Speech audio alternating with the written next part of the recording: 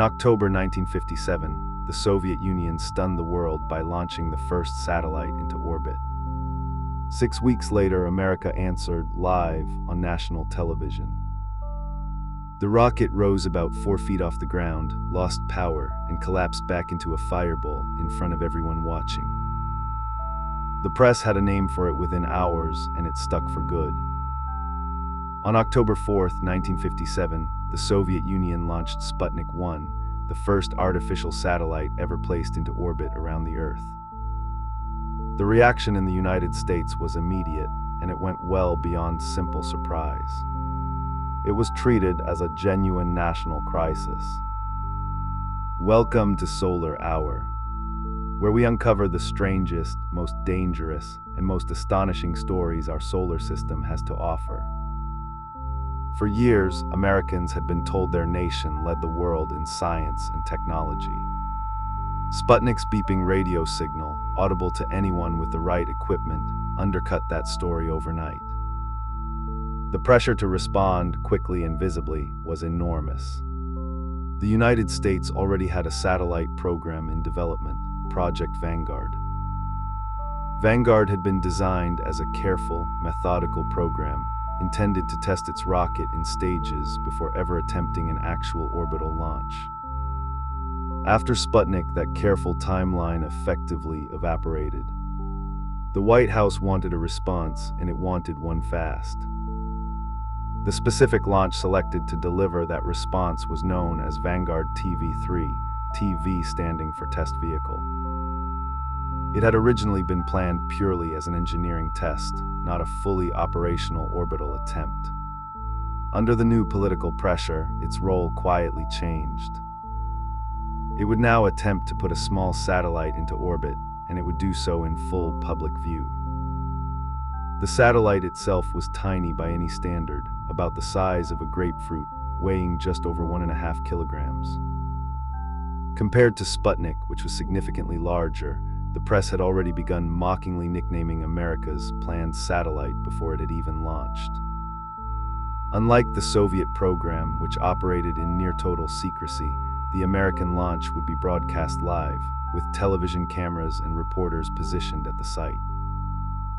On December 6, 1957, at Cape Canaveral in Florida, the countdown reached 0, and the Vanguard rocket's engine ignited. Television audiences across the country watched live as the rocket began to rise from the pad. It climbed to a height of roughly 4 feet. Then the main engine lost thrust entirely. With nothing holding it aloft, the fully fueled rocket settled back down onto the launch pad it had just barely left. It erupted into a massive fireball, consuming the rocket and much of the surrounding launch structure in seconds.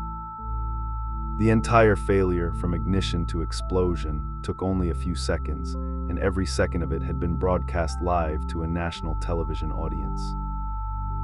For a nation already reeling from Sputnik, watching its own answer collapse into flames on live television was a uniquely public humiliation. The subsequent investigation identified the cause. Inadequate pressure inside a fuel tank had allowed hot exhaust gases to flow backward into the engine's injector head, destroying it and cutting off thrust. It was, in engineering terms, a specific and identifiable failure. In public terms, it became an instant, inescapable symbol.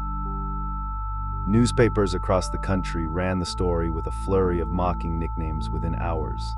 Flopnik, Kapitnik, Oopsnik, Stoyputnik. Of these, Kapitnik proved the most memorable, and it followed the failed launch into the history books. The Soviet Union, delighted by the American stumble, made sure the comparison was heard around the world. Soviet delegates reportedly offered, with pointed sarcasm, to provide the United States with technical assistance through a program meant for underdeveloped nations.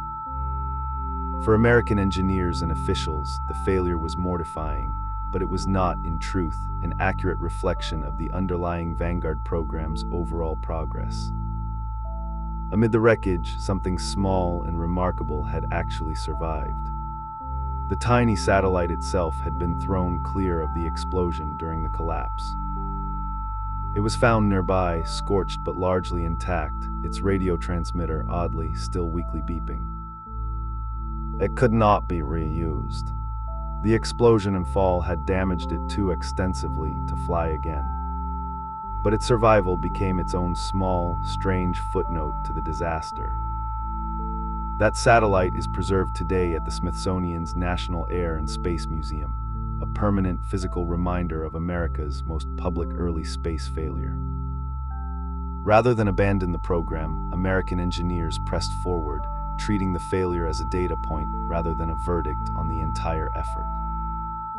It was, in the end, a different rocket entirely, the Juno I, carrying the Explorer 1 satellite, that gave the United States its first successful orbital launch.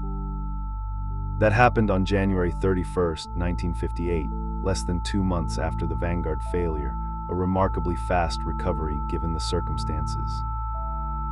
The Vanguard program itself did eventually succeed too.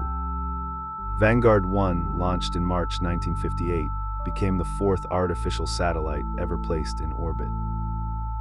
Remarkably, Vanguard 1 remains in orbit around the Earth to this day, the oldest human-made object still circling the planet. The rocket that failed so publicly on that December afternoon in 1957 is, in an odd twist, largely forgotten next to its own later, quieter success. But the image of that fireball and the word Kapitnik endured as a defining symbol of just how seriously the early space race was taken. A 4-foot rise, a loss of thrust, and a very public fall, broadcast live to a nation that badly needed a win and got, instead, a lesson in resilience. Within a few short months, that same nation would be in orbit anyway, on the strength of the engineers who refused to let one televised failure be the final word.